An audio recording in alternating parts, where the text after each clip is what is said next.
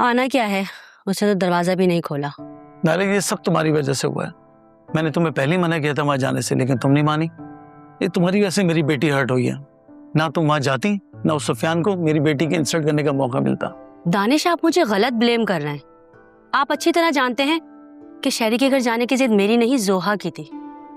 और आपको ये भी याद ही होगा कि हमारी क्या बात हुई थी कि जोहा जब वहां से आएगी उसके बाद उसका जो भी फैसला होगा हम वो मानेंगे। तो प्लीज उसके जवाब का वेट करें। हरगिज़ नहीं। इतनी इंसल्ट के बाद भी जोहा ने अगर सुफियान से शादी की जिद की तो उसकी ये बात हरगिज़ नहीं मानूंगा। दानिश, अगर सच्चाई से देखा जाए तो सुफियान ने किसी की इंसल्ट नहीं की। कल जो सिचुएशन थी उसमें कोई भी लड़का होगा वो यही करेगा जो सुफियान ने किया। Yes dad, mom's right. Sufiyan ने वही किया जो उसका फर्ज बनता था, तो don't mind. Are you okay? I am fine, don't worry about me. तो कल तुम इतने गुस्से में क्यों थी सुफियान के चले जाने पर? आपको तो पता है मैं कितनी इमोशनल हूँ, तो इसलिए मुझे थोड़ा गुस्सा आ गया। पर अब सब ठीक है। आप अपना नाश्ता करें और मुझे भी करने दे, बहुत भूख लगी है। ओके, मैं ऑफिस चलता हूँ। आप लोग नाश्ता करो बेटा। Bye dad. बाय।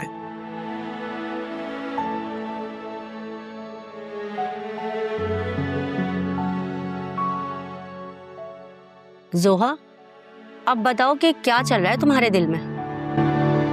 क्या? बनो मत। मैं अच्छी तरह जानती हूँ जो तुमने दानिश के सामने किया वो सब ड्रामा था, लेकिन मुझे इसकी वजह समझ में नहीं आई।